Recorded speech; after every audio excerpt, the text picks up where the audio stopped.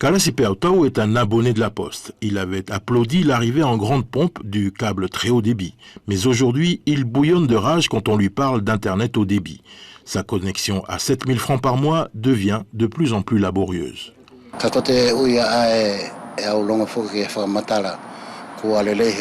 J'entends dire ça et là que nous sommes rentrés dans l'ère du haut débit. Mais pour moi, c'est juste un gros mensonge. Nous sommes encore très loin de parler d'un Internet digne de ce nom.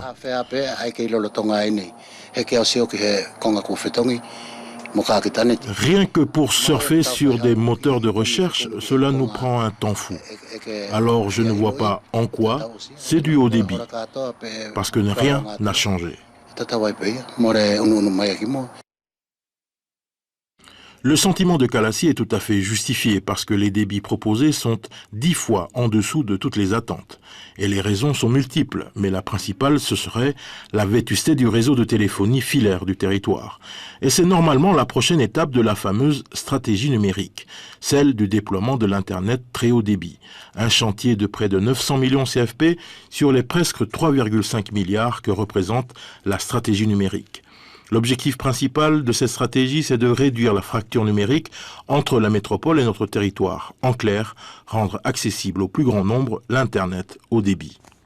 C'est ça, en fin de compte, l'objectif. C'est que le très haut débit, que le petit gamin de Weimalaou ou l'entreprise, je dirais, de la DEC puisse, je dirais, dans le cadre de leur enseignement, par exemple, faire du numérique comme on peut le voir partout dans toutes les métropoles numérisées et câblées.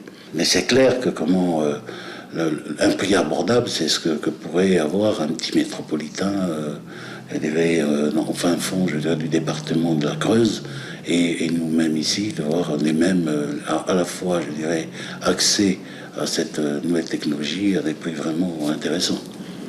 D'ici la fin de l'année, ça devrait aller beaucoup mieux pour la plupart des internautes. Si la phase déploiement ne rencontre pas de problème majeur, que ce soit en 4G ou en filaire, tous les débits devraient augmenter. Mais en priorité, ce seront ceux que l'on appelle les grands comptes. Pour le moment, il y a un indicateur sur le raccordement des grands comptes. Et parmi ces grands comptes, on compte l'administration, les services administratifs, l'Assemblée territoriale et également les établissements scolaires. Et l'agence de santé, toujours pas? L'agence de santé fait partie des grands comptes. Des grands comptes. Oui. Alors, ces indicateurs étant au vert, qu'est-ce qu'il reste à faire?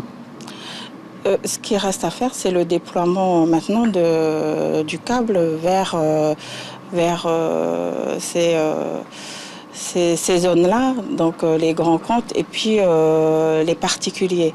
Et après, il y aura aussi la 4G qui vient compléter la connexion au très haut débit. Améliorer la santé est une des priorités de cette stratégie numérique et avec le haut débit, on espère réduire les coûts des EVASAN en mettant en place de la télémédecine. Mais cela nécessite des investissements lourds tels que la pose de fibres optiques. Il faut raccorder 60% de la population cette année au très haut débit, mais comme je l'avais dit tout à l'heure, il y a la fibre optique et puis la 4G qui vient compléter cette connexion au très haut débit. Le raccordement de Monsieur Tout-le-Monde au très haut débit coûtera 540 millions CFP et sera intégralement pris en charge par l'État.